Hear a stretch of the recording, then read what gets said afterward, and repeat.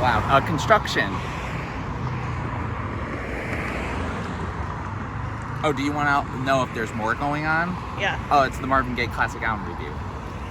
We weren't expecting it to be closed for renovations, but it is. Enjoy. I thought it would be a little bit cooler in my office after we shot that intro, and it is quite not. So that means I have to put the AC on, and I'm wearing this sweatshirt, and I'm gonna probably die by the time this review is over. So let's just get into it. Hello, ChannelBK, thank you for tuning in. Welcome to another classic album review. I already said it, Marvin Gaye, what's going on? Marvin Gaye is a famed pop R&B singer, songwriter, and this is his 11th studio album under Motown Records. The man is synonymously known for a lot of really big hits like Let's Get It On and the cover of Heard It Through the Grapevine, and this album marked a very, very big moment for Gaye as an artist. This was an album that is something that was very controversial at the time for him. When he brought in the main title track of this album to Berry Gordy, he hated it. He thought this album was gonna ruin Marvin Gaye's career. It was gonna do terrible.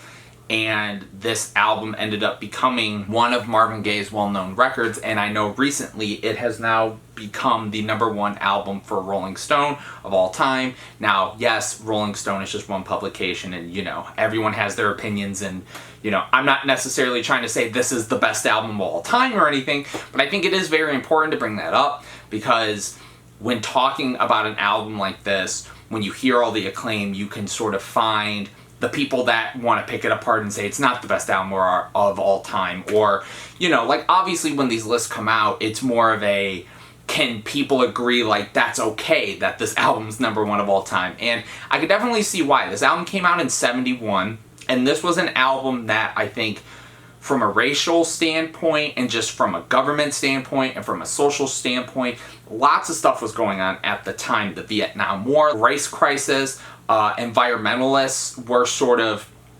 becoming a lot more well-known. To be honest, this album sort of was a certain forefront of a major artist like this bringing up the environment like that before it really became a huge issue.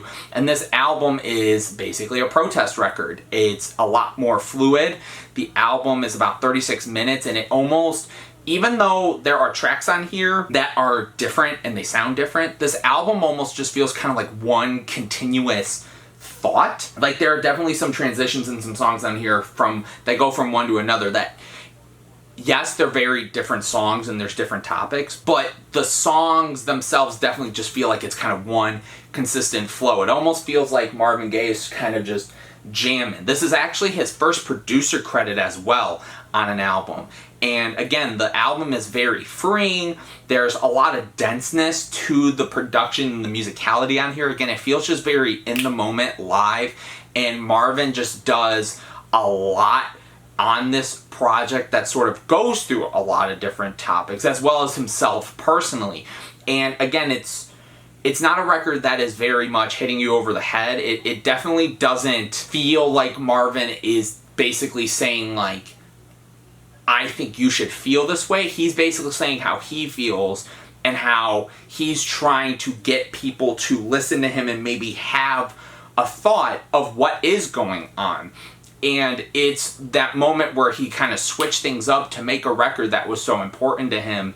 And again, just from the sonics of it and as well as the content, it was a huge game changer for him, which is definitely setting the standard on the very first track. Like I said, What's Going On, the self-titled track that Berry Gordy did not like. This song definitely has a really nice groove to it. I love the sax on it. I think the percussion is very lively. It adds a lot. Like the thing that I love so much about this album is there's a lot of life, but you can also, it feels a little dour at some moments, but it never feels like you're sitting in misery. The album itself is never like depressing. I mean, there's a lot of big things he's talking about, and when you really read into the lyrics, you know, the way he writes is so perfect, because there are moments where it's very to the point.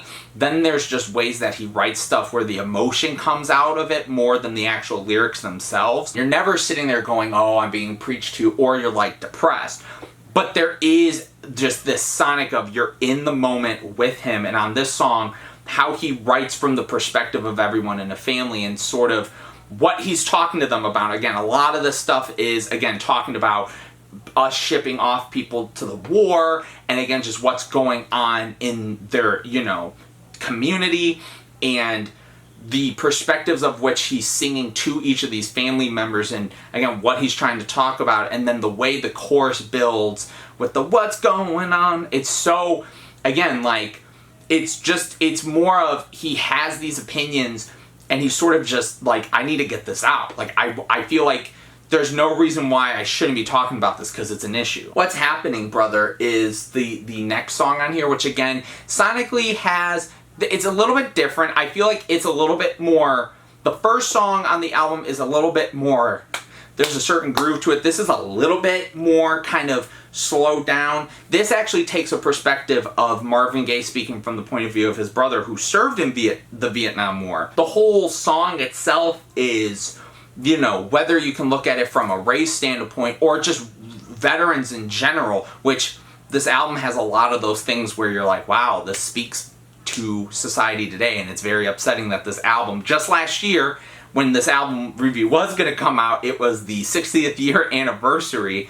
It's pretty depressing, and just him talking about, you know, coming back from the war, having to adjust to life, whether it's just a normal veteran or, you know, someone who is African American coming back and having to deal with the way the country is and having to deal with these things. And again, there's more of a kind of commanding vocal delivery, whereas I feel like What's Going On kind of was like, it felt more laid back and he was sort of belting it out. This feels more direct and like he's getting to the point. Flying High in the Friendly Sky is the next song, which I'll be honest, if I had to pick a track on this album, which was maybe my least favorite, it probably would be this. I don't think it's terrible at all. I think it is really good. This is a more personal song where Marvin is talking about his drug use, and this song brings the first kind of switch up musically. Obviously, it's a little more laid back. I feel like there's words I want to use, like atmospheric and this, but I feel like for the time, maybe it just doesn't fit. Like, that's maybe like a newer thing, but hey, hell, I don't care. It definitely has that airiness to it. And again, just even his vocal delivery on it, he's sort of soaring to these highs, and, you know, the metaphor he's making of getting high, not having to get off the ground, and obvious stuff like that. And again, I think it's a very introspective track that, you know, this whole entire album isn't necessarily about his thoughts on things, it's also thoughts on himself. Save the Children is a really, like, doing kind of my notes and stuff for this album.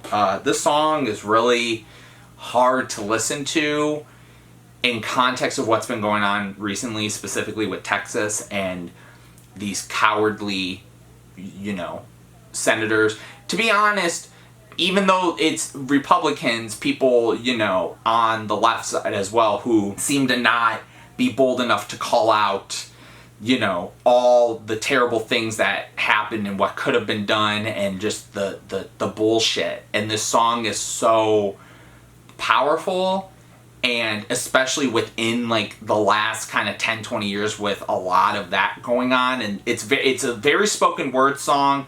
He will say a line that's very spoken word, and then he sings the line after it. It has this great gradual build. I love the bells on here. The bells add a nice touch. I think when you read into it, there's just so much passion that anyone else could have performed this, and it could have came across a little corny, and of how it is, you know, written and arranged. But Marvin you're there with him, and it's a hard song to listen to, especially, like I said, with everything going on. And then we get to the next song, which is the shortest song on the album, God Is Love, which is kind of like the first part on the album, where I think the first half was definitely him being like, again, as the album name, what is going on?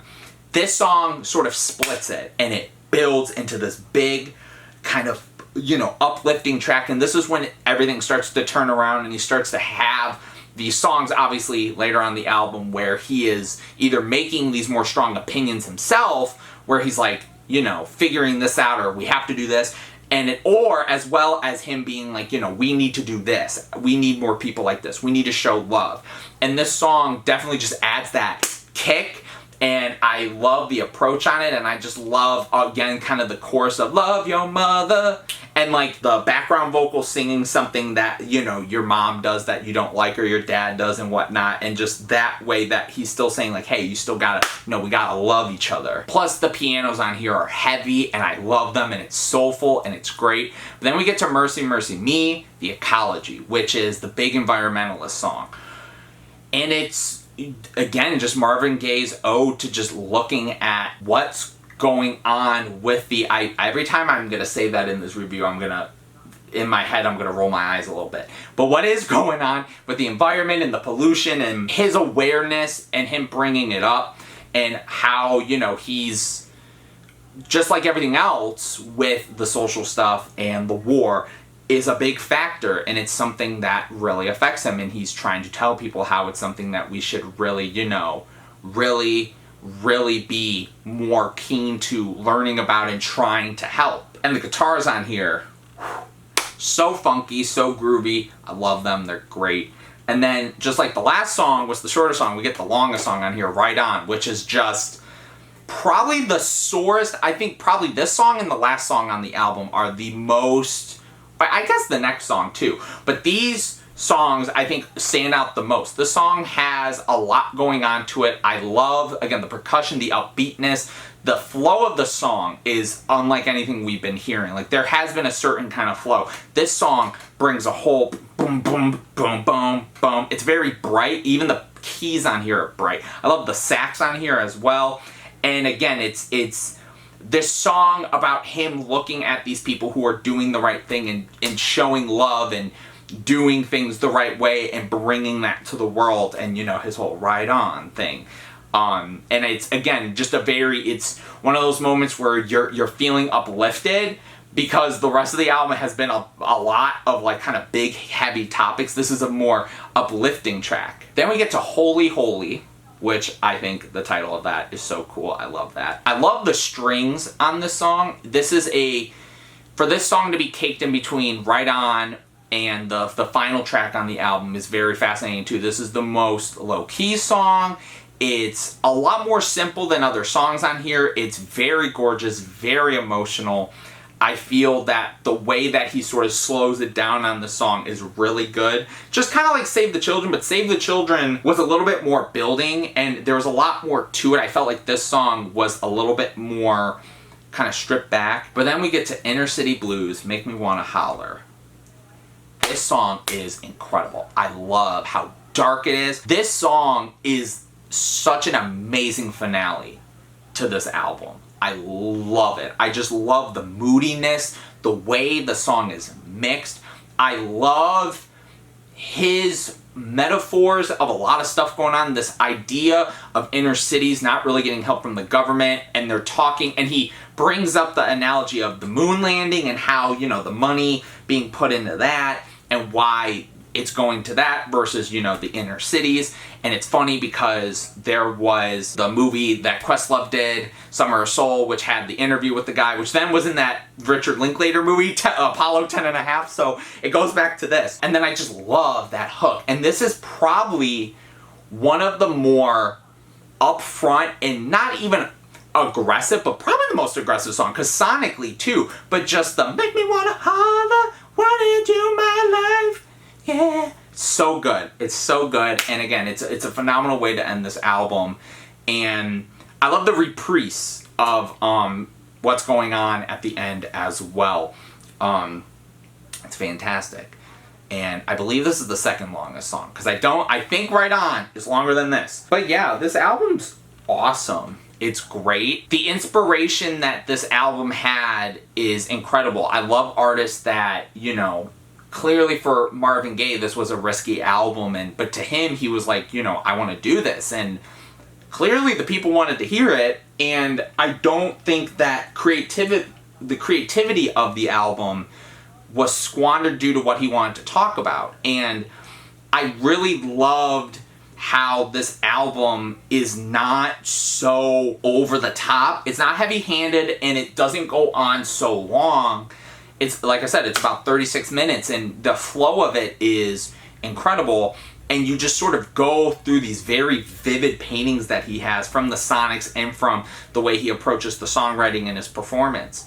And it's phenomenal. It's great. It's a classic album, for Pete's sake. So if you listen to this album, what do you think of it? Leave it in the comments below. If you haven't, go listen to it. Like, comment, subscribe if you liked it. We're doing classics year all year. So thank you all so much for watching, and thank you all for tuning in to Channel BK. Peace out, everyone.